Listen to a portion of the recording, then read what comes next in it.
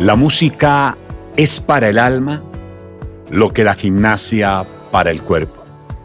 Platón. Este es un podcast para todas aquellas personas que han decidido vivir o están decidiendo vivir una vida con sentido, con propósito. Y estamos en nuestra segunda temporada, Diálogos que Inspiran. En esta temporada hoy con un invitado muy, pero muy especial. Julián Zapata, un apasionado, comprometido, estudioso, disciplinado cuando lo mueven las cosas que siente desde muy adentro. Y esa es para él la música. Por eso este episodio lo hemos denominado La música, alimento para el alma. Julián, gracias por estar en este episodio de esta temporada de Diálogos que Inspiran. Diego, muchas gracias por esta invitación. De verdad que estoy muy honrado de que me hayas tenido en cuenta para este espacio que vamos a disfrutar bastante. Así es. Y comencemos como lo hemos hecho con los demás invitados de esta temporada, Julián. Hablemos de propósito, de sentido de vida. Háblanos un poco eso en ti, cómo se manifiesta. Para mí el sentido de vida se manifiesta precisamente a través de la música. Creo que la música es un don que llegó a mi vida para transformar y tocar no solamente el alma personal, sino el de muchas personas. Entonces creo que la música siempre va a ser ese vehículo para poder tocar y sembrar en las personas muchos sentimientos.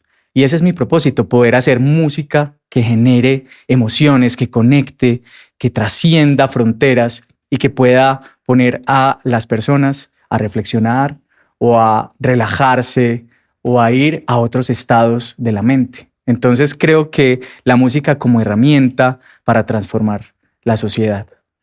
Julián, hace un instante cuando arrancamos este episodio traía una frase de Platón. La música es para el alma lo que la gimnasia para el cuerpo. ¿Qué piensas de esa frase? Esa frase es muy, muy, muy profunda y sobre todo que siempre trasciende en el tiempo. Es decir, si hoy pensamos en eso, podemos darle a la música la importancia que se merece. Es decir, estamos constantemente pensando o estamos en una época actual donde lo que se ve es importante. Muchas personas asumen ese estado físico o para la apariencia o para sentirse bien y tener una vida saludable. La música entra a jugar ese papel importante desde la espiritualidad, ¿cierto? Porque es algo intangible. La música solo existe cuando es tocada, ¿cierto? Porque pues podemos tener música escrita, tenemos en las bibliotecas del mundo toda la música impresa de los grandes compositores, pero si uno se pone a pensar, esa música está quieta, no existe, ¿cierto? Está en un plano que no la podemos escuchar. Entonces, la música existe cuando es tocada. Y Platón menciona esta frase y nos pone a reflexionar, y es que la música siempre tiene que habitar dentro de nosotros y tenemos que tener un ejercicio constante con ella, ¿cierto? Tener una relación constante y pensar cuál es la banda sonora que nos acompaña, cuál es la banda sonora con la que pintamos nuestra vida. Casi que si uno dijera el tema musical, uno podría preguntar, y frecuentemente a uno dice, ¿cuál es tu canción preferida? Eso se lo preguntan a uno. Pero esa es la canción que otros han compuesto. Ahora la pregunta es, si uno fuera el compositor de su propia canción, ¿cómo titularía ese tema musical? ¿Tú cómo lo titularías? Qué buena pregunta, Diego, y créeme que es difícil porque hay demasiada emoción en la música. Entonces, como que enmarcar tanta emoción en pocas palabras me parece un acto de genialidad. Pero yo pensaría que la música debe tocar personalmente a los compositores, ¿cierto? Es decir, uno como compositor debe expresar lo que siente y desde ese ámbito poder componer e intentar titularlo, ¿cierto? Pero es una pregunta muy, muy, muy compleja. Yo diría que la música para transformar el alma de las personas. Diría que podría llamarse eso. Música que transforma. Música que transforma. Y hablas ahora de un tema que son las emociones y probablemente quienes nos están viendo en este video podcast o tal vez escuchándonos pues al tenernos allí presentes, dicen, uy, sí, la música, ¿y cuál es esa canción? En realidad, ¿cómo yo podría titular mi propio tema musical de vida? Pero a propósito de las emociones, tenía yo acá en mis notas preparando este encuentro contigo, es que la música, y me voy a permitir leer, es que la música activa nuestro cerebro emocional y nos conecta interiormente. Así es. Al punto de que puede aumentar la frecuencia cardíaca y la respiración. Con una canción podemos sentir escalofrío. Con una canción podemos transitar por diferentes tránsitos afectivos, valga la redundancia, por la alegría, por el llanto, por reducir el estrés, por relajarnos. La música nos hace vibrar, conectar emocionalmente. Tú interpretas, tú regalas música. ¿Cómo se siente de ese lado cuando tú interpretas y ves ese efecto en las otras personas? Es, yo creo que un don y un privilegio. Realmente uno no dimensiona el poder de transformación que tiene la música. Y a través de mi experiencia he visto cómo alguien que está en un pozo profundo o totalmente desconectado puede simplemente con una melodía o con una sensación sonora cambiar el chip, ¿cierto? Entonces, desde ese ámbito siento que tenemos los músicos un don. Y así enfrentarnos a un escenario. Considero que no hay ningún escenario pequeño. Todos los escenarios son enormes porque uno afecta a una persona o a 1000 personas, pero uno no dimensiona qué tan poderoso es ese lenguaje musical para el oyente, sea uno o sea 1000. Entonces, tener en cuenta que ese escenario se tiene que respetar y es una gran responsabilidad. Entonces, cuando uno interpreta un piano, un acordeón, un tambor o hace ruidos, ¿cierto? Todo hace parte como de ese mood de la música. Y es entender que los músicos tenemos una responsabilidad inmensa, no solamente en el momento de interpretar para conectar a las personas, sino también cuando la música es cantada, ese mensaje, ¿qué es lo que está diciendo? ¿Cierto? También pensar en quiénes están escuchando ese mensaje. Entonces, asumir el escenario como una responsabilidad, más allá que un privilegio. Obviamente, que estés en un escenario, en un festival, o en un auditorio, o en una gira, es muy chévere. Pero más allá de pensar en lo bueno, en lo afortunado que soy de estar en esos escenarios, es pensar en que tengo una responsabilidad y de lo que voy a decir, lo tengo que decir bien y que va a tener una repercusión importante. Así es la música. La música es muy poderosa, es un lenguaje universal que trasciende fronteras y conecta a muchas personas. Entonces, uno como intérprete de la música debe asumirlo así, debe asumirlo como cualquier profesión. Que hay que estudiarla, que tiene uno que ser riguroso porque tiene unas formas y pues la música es arquitectura en movimiento y esa arquitectura tiene, digamos, unas estructuras y unas maneras de hacerla, pero ahí es donde está la magia del intérprete. Es como decir, sí, estoy tocando algo que es muy técnico, que es muy teórico, pero debo pasar a un segundo plano y es la interpretación, o sea, desde ese sentimiento, desde lo que tiene mi alma, desde con lo que vengo, cómo voy a asumir esa obra y cómo le voy a imprimir esa alma para poder tocar a las personas, ¿cierto? Ahí está el intérprete. Y yo quiero irlos invitando mientras nos ven o nos escuchan en este podcast a conectar con esa música. Porque estos seres humanos que nos interpretan la música, o quizás tú también la interpretas y está representado o representada en Julián, y del otro lado estamos quienes recibimos esa música. Y yo te invito para que tú pienses cuáles son esas canciones que te conectan. ¿Con qué emociones te están conectando esos temas musicales? Porque a veces, dependiendo de nuestro estado emocional, o uno puede irse, Julián, a escuchar una música que nos alegra más o a despechar más. Así es. A llevarnos a la tristeza. ¿Qué efecto tiene la música precisamente ahí, en esa emocionalidad?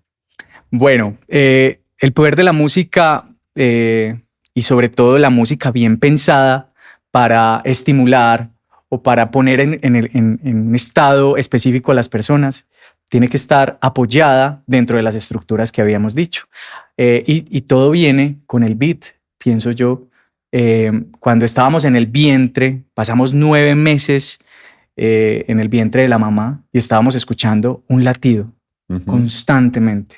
Entonces, de entrada, la música está en nuestra alma, en nuestro ADN. Tuvimos unas percusiones constantes en esa etapa y obviamente esos beats o esos ritmos lentos hacen que nos transportemos a esos estados de tranquilidad. Entonces, de alguna manera, cuando uno empieza a componer o a interpretar músicas con esos tiempos lentos, inmediatamente el cuerpo entra como en ese estado. Lo mismo pasa cuando quiero, por ejemplo, hacer una música estimulante. Pensemos como en un gimnasio o en una competencia o en un concierto de rock donde la energía está full.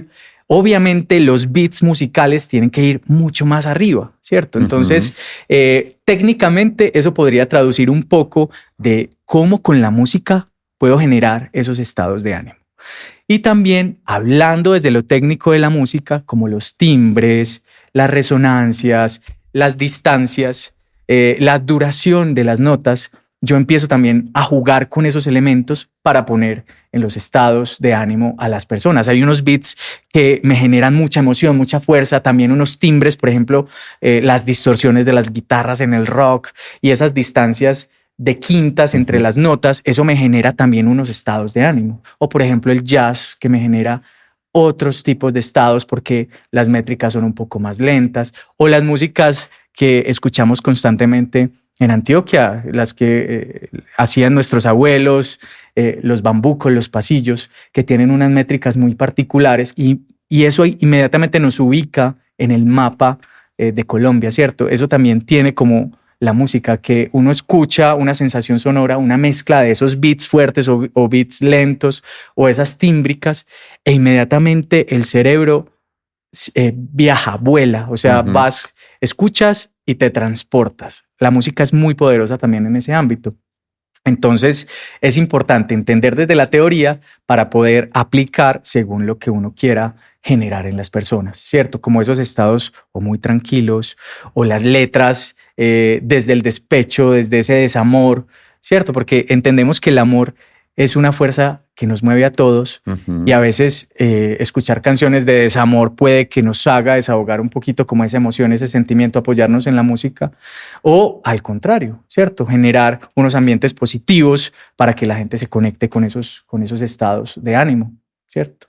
Y cuando escuchaba a Julián, pues también pensaba que valdría la pena nosotros ir navegando hacia esa música cuando nos vas indicando esos estados emocionales. Acá en esta temporada tuvimos oportunidad de escuchar con Claudia Arboleda un episodio anterior a esta temporada muy bello, que a través de cuencos y otros instrumentos y sonidos nos invitaba a esa conexión. Pero también citábamos a Merce Villegas en uno de sus textos en la primera temporada y la tuvimos como primera invitada en esta temporada. Si no has visto ese episodio, yo te invito para que lo veas. Recordábamos a Masaru Emoto. Y también hacíamos la reflexión, y lo hemos mencionado varias veces en este podcast, en sus investigaciones, sobre el efecto en el agua. Y decíamos, lo hemos dicho, o sea, el ser humano somos 99% de agua cuando somos fetos, 90% de agua cuando nacemos, 70% de agua ya como cuando estamos más grandecitos y un 50% de agua cuando ya quizás morimos a una edad avanzada. Desde esa perspectiva física, casi que el ser humano es agua, es el planteamiento de Masaru Emoto, y una de sus pruebas fue cuando sometíamos a la música el agua, que se formaban cristales. Y dependiendo de la música que se interpretaba en el agua, se conformaban cristales diferentes, que él lo identificó a través de fotografías de alta velocidad. Y tú nos hacías esa invitación, el efecto interior de la música. Así es, Diego. Pienso que es importante, así como vamos al gimnasio, así como pensamos en lo físico, volviendo un poquito a Platón, creo que también es importante que pensemos en qué calidad de música estamos llevando, no solamente a nuestra alma, sino al alma de las personas que nos rodean. Eso es vital. Digamos que para mí no existe una música o un género bueno o malo, sino que la música buena es la que yo disfruto, ¿cierto? Es decir, hay muchos géneros actualmente que no tienen un mensaje desde la letra que respete, digamos, a las mujeres, ¿cierto? O que hablen de temas socialmente y desde lo moral, como que estén adecuados. Entonces, hay una confrontación muy, muy importante en la actualidad por ese tipo de géneros, y no quiero pues satanizar ni decir que son malos, no, para nada. Pero sí es importante que pensemos pues como en qué música de verdad nos gusta y hacer como una selección para que nos genere pues cosas positivas, obviamente, desde la letra, desde la armonía que se utiliza, desde toda esa estructura musical, y que finalmente nos lleve a un viaje que nos conecte con muchas emociones, con recuerdos positivos. Esa es como una invitación importante, ¿cierto? Porque finalmente el agua que somos va a absorber esas frecuencias. Y si son frecuencias destructivas, son frecuencias que nos llevan a la oscuridad, ahí vamos a estar, ¿cierto? Es pensar, hombre, ¿en qué escenario me quiero ver? Si quiero ir hacia la luz, si quiero ir hacia sentimientos positivos, hay unas músicas que tienen unos contenidos muy potentes desde la estructura, desde las letras, ¿cierto? Entonces es como buscar y hacerse a una biblioteca, no porque me la están poniendo en la emisora, porque las emisoras te ponen lo que ellos quieren, no. Ahora, en las tecnologías que tenemos, nosotros podemos escoger y elegir y buscar infinidad de bancos, y empezar como a hacernos nuestra propia biblioteca y a tener un ambiente musical sano y positivo que nos alimente el alma. Yo voy a invitar a Julián y voy a invitar a las personas que nos están viendo o escuchando a hacer un viaje retrospectivo, que me acompañen en este viaje. Julián ahora nos decía que desde el vientre, de alguna manera, estamos escuchando la música. Nos hablabas del corazón y demás. Y yo quiero hacer contigo unas reflexiones de experiencia de vida, porque me lo contaron y te lo pregunto. Y quiero comenzar por preguntarte por un instrumento que tu padre te construyó con un bambú. ¿Cómo se llama ese instrumento? Pues eso es una carrasca, sí, o un güiro, por decirlo de alguna manera, con un bambú. Él hizo con una sierra, y bueno, yo era feliz con ese instrumento. Para mí eso era la vida entera, porque gracias a eso, o sea, nosotros vivíamos en un lugar cerca a un establecimiento donde había música tropical, y yo escuchaba eso y yo, eso me suena parecido. Entonces, de alguna manera fue como conexión directa con la música, sin tener un instrumento comprado, sino que me lo había hecho mi propio padre. Entonces fue muy, muy teso sentir esa emoción. Me contaron que tenías 2 años y que con unos alambres, pues tú tocabas y te sentabas frente a tu casa, al frente de ese estadero que estás mencionando. Así es. Y que ibas llevando el ritmo. Que cualquier día una mujer que pertenecía, entiendo, como a la Sinfónica, tocó la puerta de tu casa y preguntó cuántos años tenía el niño. Y que cuando le dijeron que tenía 2 años, pues esta persona dijo, ese niño va a ser músico. Casi que una declaración. ¿Qué recuerdo bonito tienes de eso y qué representó en tu vida ese instrumento que tu padre, con sus propias manos, elaboró para ti? Yo creo que tener un instrumento único en el mundo es un privilegio, lo hace muy especial. Y aparte, que te lo haya hecho tu padre quiere decir que te da toda la confianza y te entrega el poder de la música de entrada, ¿cierto? A veces en nuestra sociedad, digamos, uno decir voy a ser músico, es como hay un miedo y hay como una barrera, como usted de qué va a vivir, o qué es esto. Pues hay como ciertos temas oscuros que no son ciertos frente a la labor de ser músico, que hay que dignificar y hay que entender que tiene toda la fuerza, la magia y el valor.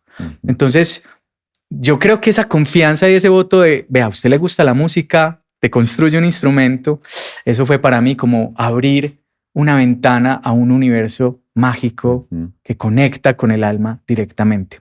Papá, mamá, si estás escuchándonos y nos estás viendo, la reflexión que quiero o queremos hacer con este primer es el apoyo que podemos brindar. Y tú hablabas de una creencia, de mitos alrededor de una profesión de ser músico. Así que seguramente hemos escuchado historias que dicen, ¿cómo se le ocurre a mi hijo ser músico?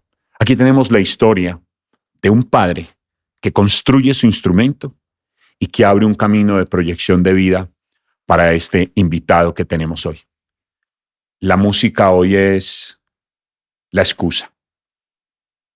Uno, papá, mamá, no puede heredar el proyecto de vida de sus padres. Podemos heredar las riquezas, los bienes físicos, pero jamás el proyecto de vida. Así que hay que disponer al servicio de los otros. Pero resulta que tu abuelo materno era un tiplista. Así es. Reconocido en un municipio en Antioquia, Colombia, Sudamérica, en Copacabana. De alguna manera, en tu sangre, en tus ancestros, en tus antepasados viene la música. ¿Qué recuerdas de tu abuelo? ¿Lo conociste o no tuviste la oportunidad? No, mi abuelo fallece años antes de yo nacer, pues infortunadamente, pero quedaron unas grabaciones en unos cassettes y eso para mí es escuchar la sinfonía más espectacular pues que pueda existir, porque es como aprovechar la tecnología de la época que era, o sea, una calidad de audio muy mala, pero ahí está la esencia, ¿cierto? Esa esencia pudo trascender y eso es increíble. Y creo que en gran parte el amor por la música bien hecha, por la música estudiada, fue gracias a mi abuelo.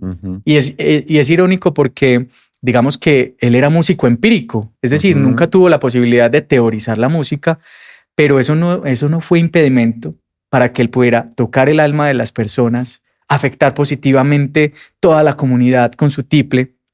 Aparte porque tenía unos amigos músicos impresionantes, tenía un amigo que tocaba la bandola andina o la lira, tenía otro que tocaba la guitarra, entonces hacían unas tertulias increíbles. Ellos eran el centro de atención de toda la comunidad, de toda la vereda, y se hacían unas parrandas campesinas que yo hubiera dado lo que fuera por haber estado ahí, ¿cierto? Por vivir esos momentos. Sí, por vivir esos momentos. Entonces, sentir que vengo como de esa línea me hace sentir muy orgulloso, ¿cierto? Honrar nuestra historia, honrar nuestro pasado y la gratitud con esos seres humanos que gracias a ellos podemos estar hoy donde estamos, así no hayamos tenido la oportunidad de haberlos conocido. Lo que pasa es que usted me estaba diciendo que su abuelo no estudió, pero a mí también me contaron que usted aprendió a tocar guitarra con una guitarra que le regaló su papá. Así es. Con una cartilla que traía la guitarra y empezó usted solito ahí a darle a la guitarra. De alguna manera, ser autodidacta también, fuiste autodidacta con la música. Así es. Y quiero mencionar, me voy a devolver un poquitico, Diego, hay alguien que admiro mucho, japonés, de apellido Suzuki. Fue un docente impresionante y él, dentro de todas sus frases célebres y sus reflexiones, él creó un método para estudiar violín, pero más allá fue como aprovechar el poder de la música para hacer que las personas fueran mejores.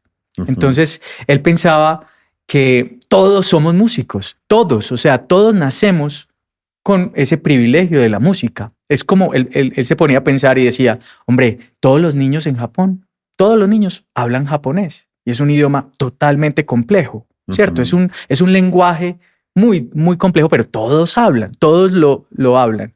Y él dice decía que lo mismo pasa con la música, es simplemente disciplina, inmersión y estar constantemente en ese ejercicio de la música. Entonces, ser autodidacta implica primero tener una conexión increíble con lo que se está haciendo, en este caso música. Y cuando mi papá me regala esa guitarra, yo me acuerdo que estábamos sentados en una cafetería y pasó un señor como con 5 o 6 guitarras muy artesanales y él lo llamó, señor, venga, ¿cuánto vale esa guitarra? No, déjeme esa guitarra. Y se la fue pagando incluso por cuotas. O sea, él hizo todo lo posible para que yo tuviera esa guitarra y traía un librito. Y yo, no, eso no es impedimento, venga. Y cogí ese libro y al mes yo ya estaba cantando mis primeras canciones, que de hecho era un cancionero que traía pues la guitarra. Y me pareció mágico porque pues todo partía como de la intención de coger ese instrumento y hacerlo sonar de alguna manera. Y la disciplina hizo que pudiera ser un sueño en un mes, ¿cierto? Uh-huh. Entonces creo que poner esa situación en otras de la vida nos dice que hay que ser disciplinados y muy apasionados uh-huh. para que llegue la destreza, que la destreza ya hace parte de esos procesos previos, ¿cierto? Que va desde el talento, la pasión y la constancia. Ahí te vuelves y tienes destreza. Y hoy estamos representando el instrumento, la guitarra. Pero el instrumento, la guitarra y la historia de Julián es un pretexto para ti que nos ves, para ti que nos escuchas. Yes. Porque la guitarra podemos cambiarla por el balón de fútbol, el de básquet o el de voleibol. Porque la guitarra la podemos cambiar por el curso de idiomas. La guitarra la podemos cambiar por el deseo de tener algo material. La guitarra la podemos transformar en otra intención, deseo, reto, sueño que tú tienes. Se trata es de la disciplina para poder lograr eso que deseas. Pero tú no fuiste empírico, Julián. Así el estudio también hace parte de ti. Háblanos un poco también de lo que representa la importancia de formarse también con otros. Así es.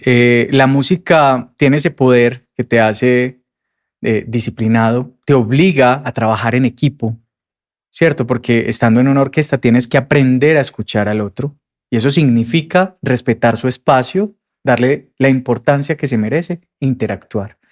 Y eso es vital en la música. Y la academia te hace de alguna manera pensar en esos elementos importantes. La música es un diálogo entre varias personas con un fin o un propósito que serían las canciones o las obras. Yo recuerdo que más o menos a los 5 años en mi casa había un pianito que era de un tío que era apasionado por todo el tema del arte. Era un piano muy raro porque funcionaba con un ventilador, una cosa loca, pero yo lo veía normal, era mi primer piano.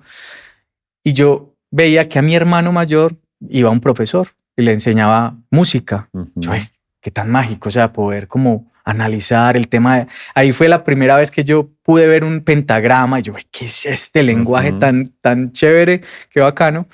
Pero las clases eran para mi hermano que estaba un poco más grande. Uh-huh. Entonces, mejor dicho, a mí me tocaba ir como al escondido a ese piano porque era sagrado y me contaban mis padres que después de la clase que tenía mi hermano de música, yo escuchaba las melodías y como a oído intentaba como seguirlas y sacarlas.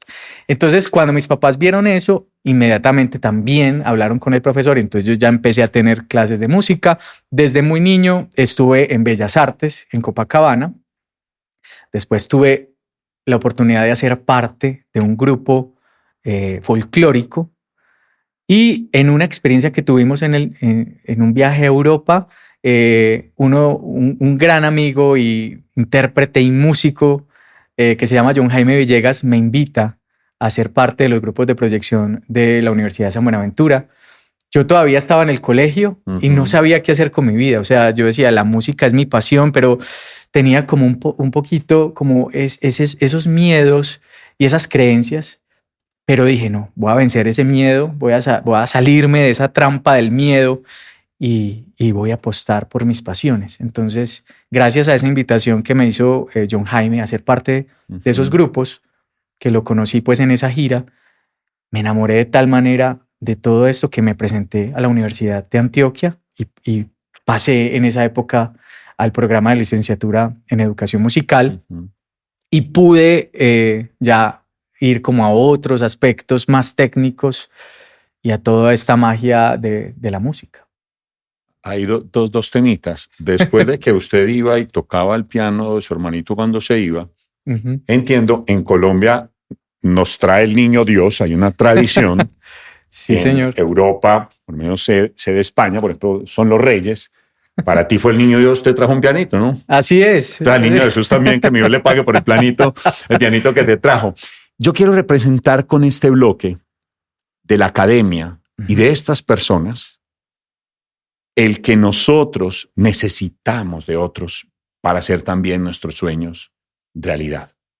No solo es el autodidacta que decíamos ahora, sino también de cómo a través, representado en la academia, en este personaje también con el que fuiste a Europa y representó algo significativo en tu vida, esas manos que se van abriendo, que nos van tejiendo nuestros sueños y para los cuales hay una palabra: gratitud. Gratitud con esos seres humanos que nos han ayudado a tejer, reitero, nuestras propias metas, nuestros propios sueños. Julián, viajar e ir a otro lugar, culturas diferentes, la música, y lo decías ahorita al principio, un lenguaje universal. Total. La música tiene el poder de romper las fronteras. La música hace que, estando en Medellín, puedas viajar a donde quieras en un segundo. Tiene ese poder, es mágico.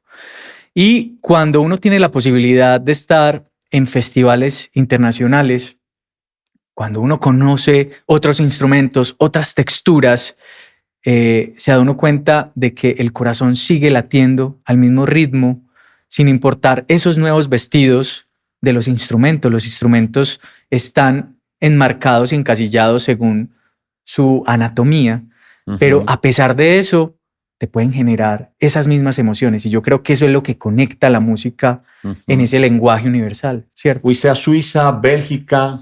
Sí, en el año 2002 tuve la fortuna de hacer parte de un grupo folclórico de Copacabana que se llama Tierra Antioqueña.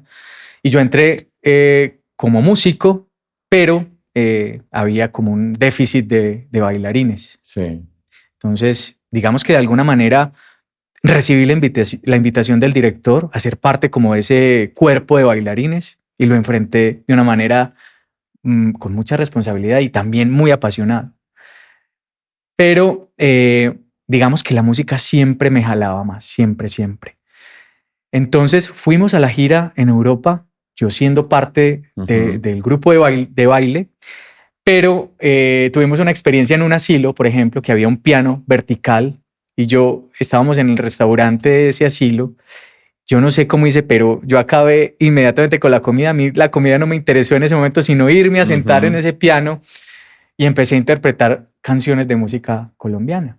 Y eso para mí fue pues como pasar un poquito los bambucos que trascendieran y fueran allá y afectaran positivamente. O sea, terminamos todos ahí al lado del piano cantando bambucos y cantando música colombiana.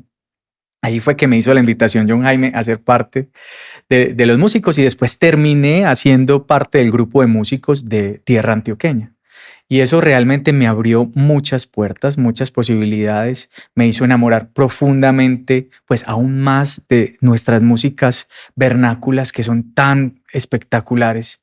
La música colombiana tiene un poder tremendo desde las rítmicas, desde las letras, y eso para mí fue significativo. Aparte porque Colombia tiene la fortuna de tener demasiadas muestras artísticas.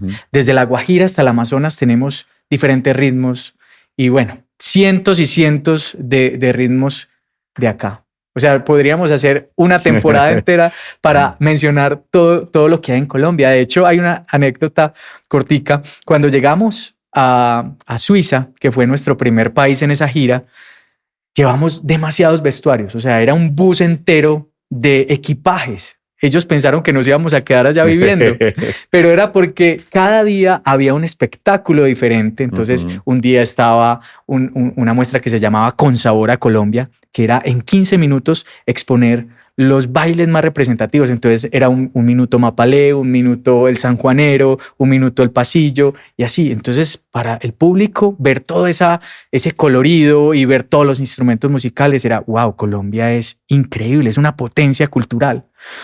Y eso para nosotros fue mágico. Entonces sentir que Colombia rompe como con esos esquemas y lleva desde la cultura a esos niveles. Fue para mí una conexión muy, muy potente con el arte, ¿cierto? Y yo quiero representar con este bloque que estamos teniendo, con la pregunta frente a lo que significó ese viaje, es el límite de nuestros sueños. El viaje de ir a Europa de Julián, yo quisiera que lo representáramos, porque también, así como la guitarra, el viaje quiero que lo tomemos como un pretexto para pensar en cada una de nuestras metas, de nuestros sueños, que probablemente si crees que no es posible hacerlo realidad, estás en lo cierto.